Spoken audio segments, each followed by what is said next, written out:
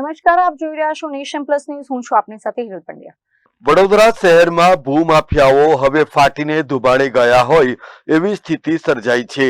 બીજાની મહેનતના રૂપિયા ઓળવીને તાગડધીન્ના કરીને બિલ્ડર જમાતનું નામ ખરાબ કરનારાઓ સામે કડક કાર્યવાહી થાય એવી પણ માંગ ઉઠી છે.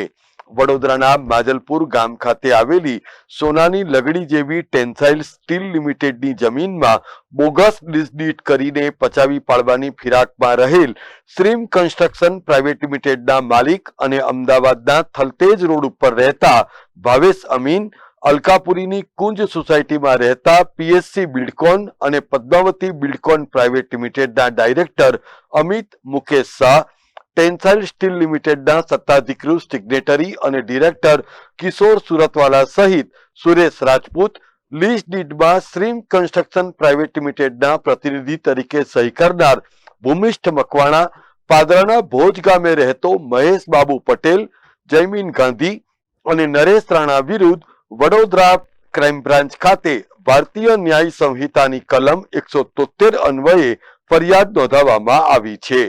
વડોદરા શહેરના પ્રતિષ્ઠિત સ્નેહદીપ રિયલ્ટી પ્રાઇવેટ લિમિટેડના ડાયરેક્ટર અને ટેન્સાઇલ સ્ટીલ લિમિટેડમાં 87.62% શેર હોલ્ડર અને પ્રમોટર ડાયરેક્ટર સંજય વલ્લભભાઈ પટેલ દ્વારા આ લેભાગુઓ સામે ફરિયાદ નોંધાવવામાં આવતા ખળભળાટ મચી જવા પામ્યો છે.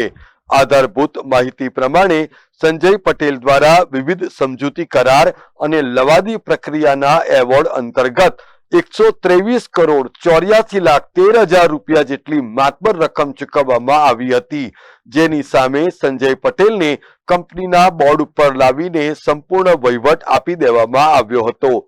ટેન્સાઇલ સ્ટીલ લિમિટેડના ડાયરેક્ટર તરીકે 8 જાન્યુઆરીના રોજ જ રાજીનામું આપી દીધું હોવા છતાં અમિત મુકેશ જમનાદાસ શાહે અન્ય મળતિયાઓ સાથે ભાવેશ અમીનને 30 વર્ષ માટે બોગસ લીઝ ડીડ બનાવી આપેલું, જેને પરિણામે ભાવેશ અમીને પોતાના ગુંડાઓ મોકલીને સત્તાવાર રીતે સંજય પટેલની માલિકીની જમીન ઉપર ધાક ધમકી આપીને કબજો જમાવી લેવા માટેની પ્રક્રિયા શરૂ કરતા આ વિવાદ ઉચ્ચ કક્ષાએ જઈ પહોંચ્યો હતો. જો કે ભાવેશ અમીનની કાર્યપદ્ધતિ પહેલેથી જ કોઈનું કરી નાખવાની રહી છે એનો અંદાજ આવી જતા સંજય પટેલ દ્વારા કરાયેલી રજૂઆત અસરકારક નીવડી હતી અને આખરે ઉચ્ચ કક્ષાએથી વડોદરા પોલીસને શ્રીમ કન્સ્ટ્રક્શન પ્રાઇવેટ લિમિટેડના માલિક ભાવેશ અમીન, અમિત મુકેશ શાહ સહિત અન્ય સામે કાયદેસરની કાર્યવાહી કરવાનો હુકમ કરાયો હતો, જેને આધારે વડોદરા પોલીસે ફરિયાદ પણ નોંધી દીધી છે.